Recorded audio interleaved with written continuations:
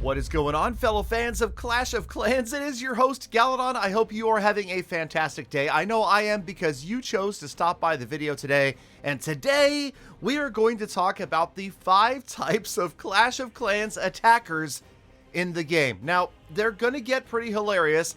There's going to be some interesting attacks today, but we're going to start out in the middle, okay? And I consider myself to be just about the average chief, okay? That's type number 3. Now, these categories aren't meant to be scientific. Obviously, there's going to be some variation.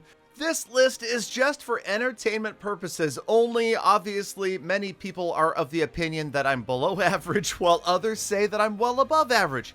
I don't know. All I can say that as an average chief, I generally don't spend a ton of time planning out my attacks. I kind of YOLO, and yes, I do occasionally make mistakes like try to drop a siege barracks and drop a rage spell instead. But you know, we persevere, we push on because we are the average player more or less, and we're not going to give up. We know what we're doing, and most of the time we're going to execute a winning attack. It's going to look like I sort of know what I'm doing, but obviously there are going to be some issues, some flaws, and some flubs.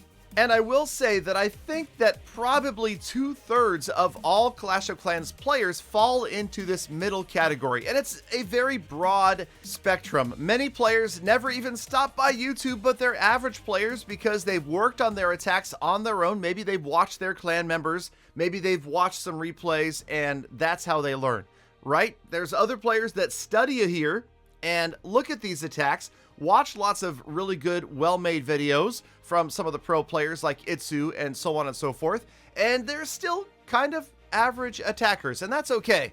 And that is a big part of the reason that the balance of this game is so heavily weighted on offense. You'll notice that it's become, if you're relatively proficient, difficult to lose an attack. It's not like the old days in Clash of Clans where you actually had to be pretty good at the higher levels of the game in order to even grab a star or a 2-star. Nowadays, it is pretty difficult to not at least grab a star, although sometimes the 3rd star can be slightly difficult to achieve, especially if you've made a couple of mistakes early on in the raid, and maybe you just didn't quite have enough time to get the last double cannon out of the way.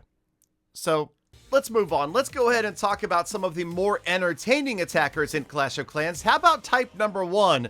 I call this guy the casual rushed noob. Now, this is an attack that has almost no planning. There are some fundamentals here that are being missed, like maybe the wall breakers opening up the walls for the Valkyries that have already moved on to other parts of the base. But you could see that there is some grasp of what is going on in the game and the mechanics. Also, you'll notice that there are oftentimes less than complete armies, very, very rushed heroes or other levels of troops, and no doubt if we went to this player's home village, we would see a base that is pretty rushed as well. This is accounting for a lot of players in the game who just don't really grasp the concept of Clash of Clans and they're super casual. Now, type number 2, this is also a very broad category, and it's no coincidence that I'm going to show 2 attacks using Electro Dragons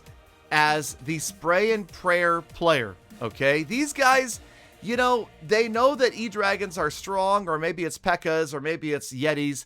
They know they need the Town Hall in order to win, and maybe whether they're farming or going for trophies, they consider this a success. Winston does pretty well, even though poor Winston's Expo was pretty severely poisoned in that attack. Now, of course, there are many, many thousands, if not millions of players out there that fall into category number 2. And perhaps, you know, outside of YouTube, this is the most dominant category in the game. We have to remember that there are many millions of people that play this game every day, and only a small percentage ever choose to come to YouTube. So I'll pretty much tell you, it's almost a guarantee. By you being here, watching this video, you exclude yourself from categories numbers 1 and 2, even though, you know, yes, 69%. Lucky number. Okay, let's move on to category number 4. And this, again, is a very broad spectrum of the proficient player. Get it? They are maybe pros,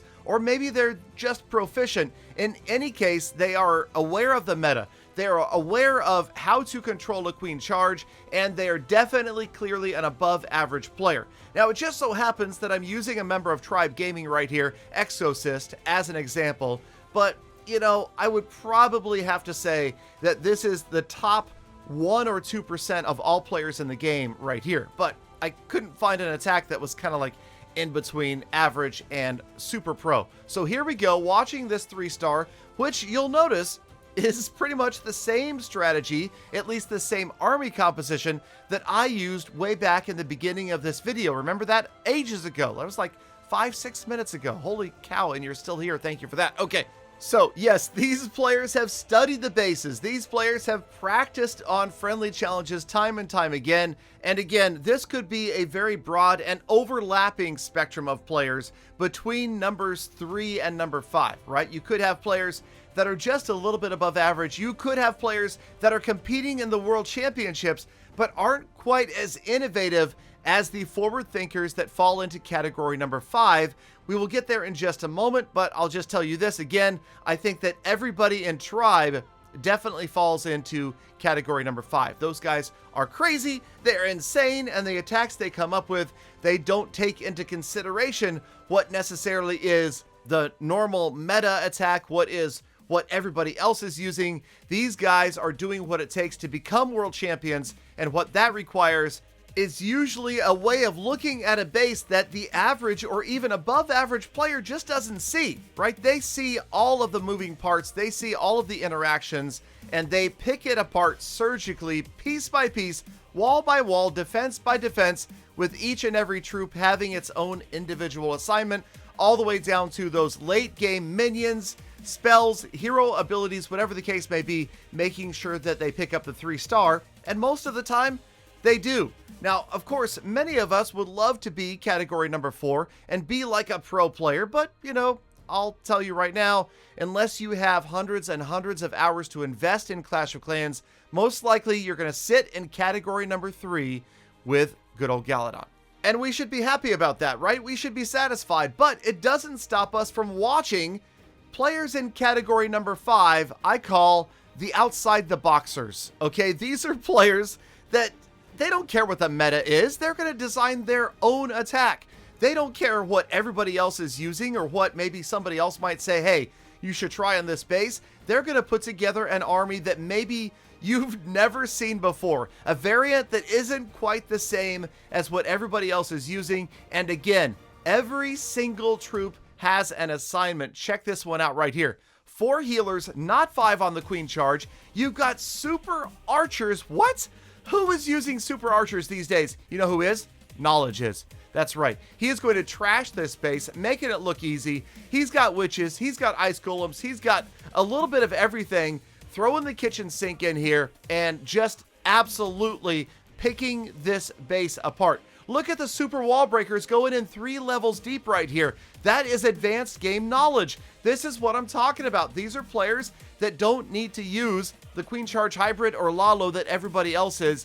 They know the function and the strength and the weakness of every single troop in the game, and they put these attacks together that are just absolutely works of art. So much fun to watch when you see an attack and you're thinking, wait a minute, I could not do this if I tried it 100 times, and these guys get one shot. This is, of course, CWL, and they crush these bases. I mean, come on, Wall Wrecker? Who even uses that anymore? I mean, I'm telling you right now, it is great to see players that know there are so many different troops that have strengths in the game. Look at what is left. Notice there is still an invisibility spell right here. Watch as the Royal Champion rolls up to the single target Inferno, and look at that right there. Absolutely amazing.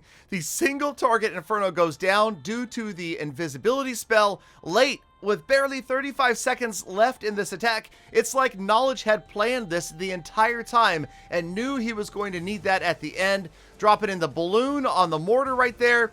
Doesn't quite get it down, but you still see the incredible advanced tactics being used right here. And then the Royal Champion, who has a tank in front of her in the Ice Golem, taking out those final defenses. and a couple of sneaky goblins in just to make sure that everything gets wiped out. A beautiful 3-star from Knowledge.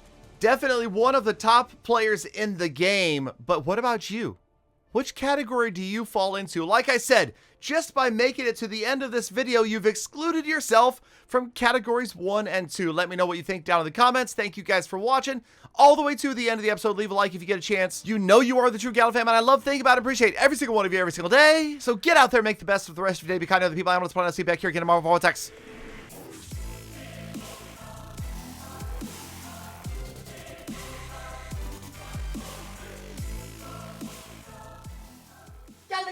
Galadon, a little bit too fast there. You're starting to mumble. You're sounding like an old man.